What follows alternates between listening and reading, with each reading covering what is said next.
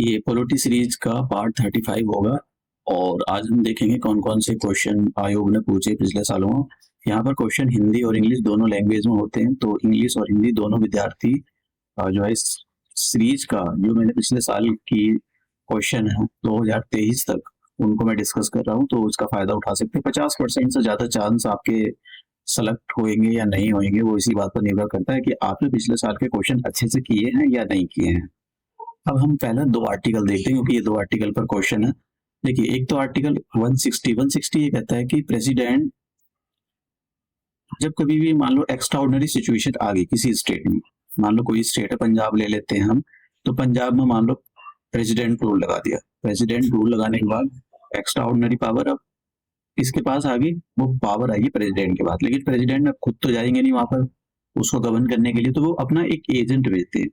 अब ये agent governor भी हो सकता है या कोई दूसरा पर्सन भी हो सकता है, और इनको जो है स्पेशल पावर दी जाती है कि भाई ठीक है, अब यहाँ पर लॉ बना सकते हो आप, ठीक है, और कुछ भी काम होता है तो वो सारा गवर्नर करता है कि गवर्नर के हाथ में पावर दी जाती है। गवर्नर वहाँ पर वो लॉ बना सकते हैं, जो वहाँ की एग्जीक्यूटिव एजेंसी है उसका काम सौंप दिया जाता है, लॉ मेकिंग बॉडी होती है उनका काम भी उनको सौंप दिया जाता है। तो ये जो पावर है ये आर्टिकल 160 के अंदर प्रेसिडेंट को दी गई, और प्रेसिडेंट ये जो पावर है ये गवर्नर को देता है। ठीक है, अब आर्टिकल 143 के बारे में बात करते हैं। देखिए, मान लो जब कभी भी ऐसा कोई क्वेश्चन आ जाए, मतलब या कुछ फैक्ट ऐसा आ जाए जिसमें प्रेसिडेंट को पता ना हो कि भाई क्या करना है किसी क्वेश्चन को लेकर, किसी लॉ को लेकर, तो अब प्रेसिडेंट जो है वो सुप्रीम कोर्ट में जा सकते हैं। सुप्रीम कोर्ट में बोलेंगे कि यार देखो यार, मुझको समझ में नहीं आ रहा है ये क्या करें यार, मुझे जरा अपनी एडवाइस दो। तो सुप्रीम कोर्ट अपनी एडवाइस देगा उनको, भाई नहीं ऐसा नहीं, ऐसा कर लो, ऐसा ऐसा ठीक है ये, तो वो सब सारी बात उनको बताएंगे। लेकिन जो एडवाइस सुप्रीम कोर्ट ने दी प्रेसिडेंट को, तो वो जरूरी नहीं कि प्रेसिडेंट उसको माने। ठीक है, तो ये जो एडवाइजरी हो रही वो मतलब अपने आप में कोई बाउंड नहीं होती है कि प्रेसिडेंट को वही दे दी कि प्रेसिडेंट को बाउंड ही है कि उसको मान नहीं मानना, ऐसा नहीं होता है।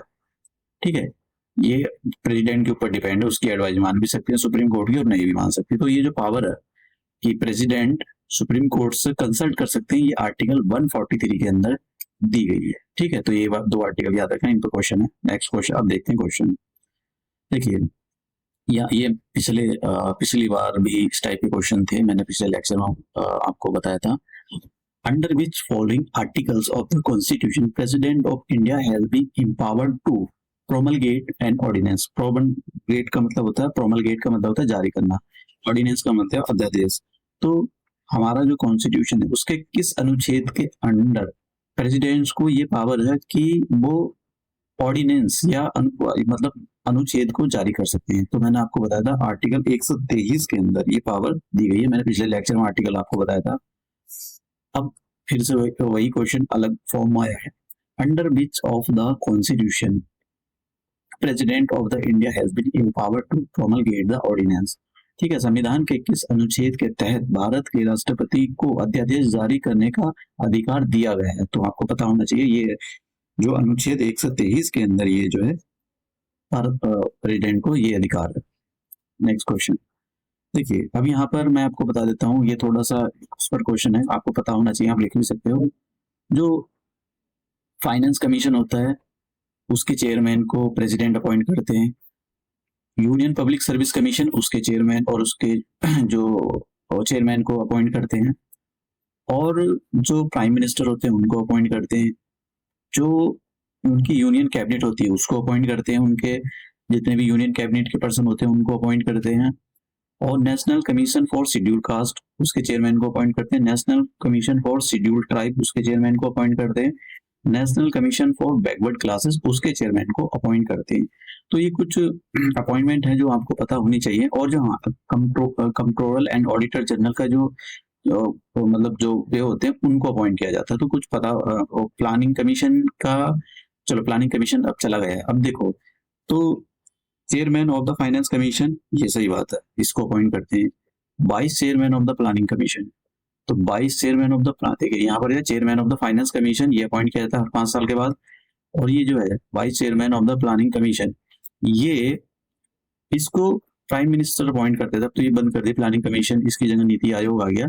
तो ये स्टेटमेंट, दूसरा स्टेटमेंट गलत हो जाता है। उन्होंने यही कहा था कि भाई किस किसको अपॉइंट करते हैं, तो vice chairman of the planning commission को अपॉइंट नहीं करते, इनको अपॉइंट कर देते हैं प्राइम मिनिस्टर। अब ये दूसरा स्टेटमेंट हम गलत करें तो ये गया, ये गया, अब बचा मेरे पास या तो ए होगा या बी होगा। तो chief minister of the union territory, तो यहाँ पर एक बात याद रख लेना, जो यूनियन टेरिटरी है उत्तर, जैसे पुडुचेरी हो गया और दिल्ली हो गया, तो इनके जो चीफ मिनिस्टर, उनको गवर्नर अपॉइंट नहीं करते, उनको अपॉइंट करते हैं प्रेसिडेंट। तो ये बात याद रखना, इसी हिसाब से जो आंसर है वो बी ठीक है। नेक्स्ट क्वेश्चन, अब यहाँ पर वो among the following is the appointed, अब ये बताना है कि किस किस को जो है प्रेसिडेंट अपॉइंट करते हैं। अटॉर्नी जनरल ऑफ इंडिया, ये भी सही बात है, governor, controller and auditor general of India, governor of the state, अगर जितने भी स्टेट के गवर्नर हैं उनको सबको प्रेसिडेंट अपॉइंट करते हैं। तो इसका जो है आंसर है डी ऑप्शन है, उपरोक्त सभी। Next question, which one of the following is not appointed by the president of India. देखिए, जैसे मैंने बताया चीफ इलेक्शन कमीशन एक ही रहेगा, तो जो चीफ इलेक्शन कमिश्नर है उसको भी प्रेसिडेंट अपॉइंट करते हैं, गवर्नर ऑफ द स्टेट इनको भी अपॉइंट करते हैं। ये इसको हटा देता हूँ, ठीक है, इसको भी अपॉइंट करते हैं। प्राइम मिनिस्टर और उनकी जो यूनियन कैबिनेट उसको भी अपॉइंट करते हैं। लेकिन ये जो वाइस प्रेसिडेंट होते हैं ना, इनका अपॉइंटमेंट नहीं होता है, इनके इलेक्शन होते हैं। तो वाइस प्रेसिडेंट के जो इलेक्शन होते हैं, जब हम वाइस प्रेसिडेंट पढ़ेंगे तो इसको पढ़ेंगे। इसमें जो पार्लियामेंट होती है, पार्लियामेंट उसके लोकसभा और राज्यसभा के लोग पार्टिसिपेट करते हैं, ठीक है। तो यहाँ पर इसका अपॉइंटमेंट नहीं होता वाइस प्रेसिडेंट का, तो यही जो ऑप्शन है ये गलत है। इसका जो उपराष्ट्रपति, ए आंसर ठीक है इसका। Next question, Constitution authorized the president to make provision for the discharge of the duties of the governor in extraordinary situation। देखिए सॉरी, अभी मैंने आपको बताया था ये आर्टिकल कि 160 के अंदर, आर्टिकल 160 के अंदर प्रेसिडेंट को पावर दी गई है कि प्रेसिडेंट एक्स्ट्राऑर्डिनरी सर्कमस्टांसेस में गवर्नर को स्पेशल पावर दे सकते हैं। तो आर्टिकल जो है अनुच्छेद 160 हो गया, ठीक है। दूसरा question, which article of the Indian constitution empowers the president to consult the supreme court. तो इंडियन कॉन्स्टिट्यूशन का कौन सा आर्टिकल है, कौन सा अनुच्छेद है जिसमें प्रेसिडेंट को पावर दी गई कि प्रेसिडेंट सुप्रीम कोर्ट से कंसल्ट कर सकता है किसी चीज को लेकर। तो वो आर्टिकल मैंने 143 के अंदर आपको बताया था कि आर्टिकल 143 अनुच्छेद सी के अंदर, ये आर्टिकल 32 ये कॉन्स्टिट्यूशनल रेमेडीज है ये, ठीक है। अगर आपके फंडामेंटल राइट वायलेट होते हो तो ये कॉन्स्टिट्यूशनल रेमेडीज है अंडर आर्टिकल 32 के अंदर, जैसे हैवियस कॉर्पस, मेंटेनमेंट, सर्टियोराइट, क्यू वारंटो। तो ये प्रोहिबिशन, ये 5 जो है रिट्स हैं जो कि सुप्रीम कोर्ट जारी करता है और हाई कोर्ट 126 के अंदर इनको जारी करता है। तो अब हम नए लेक्चर में मिलेंगे नए क्वेश्चन के साथ। अगर आप ये सीरीज देख रहे हो और अगर आपने पिछले साल के क्वेश्चन नेग्लेक्ट किए तो मतलब सच में आपका सिलेक्शन 50% हो सकता है, 50% नहीं हो सकता है। ये डिपेंड करता है कि आपने पिछले साल के क्वेश्चन लगाए हैं या नहीं लगाए हैं, ठीक है। तो इतनी बहुत ज्यादा अगर आपको पीसीएस निकालना है तो आप इसको इग्नोर नहीं कर सकते हो। ये तो इसके बिना तो सिलेक्शन बहुत कम चांस है कि इसका सिलेक्शन। और लोग बच्चे कहते हैं कि हमारा इतना, कहने से कुछ नहीं होता है। एक्चुअल में जब रिजल्ट आता है जब पता लगता है कि और टॉपर अपनी स्ट्रेटेजी में क्या बोलते हैं, यही कि देखो हमने पिछले साल के क्वेश्चन बार बार किए, उनका सिलेक्शन हो जाता है, अच्छी रैंक आती है, अच्छा ऑफिस मिलता है उनको। तो अब मिलते हैं हम नए लेक्चर में नए क्वेश्चनों के साथ में।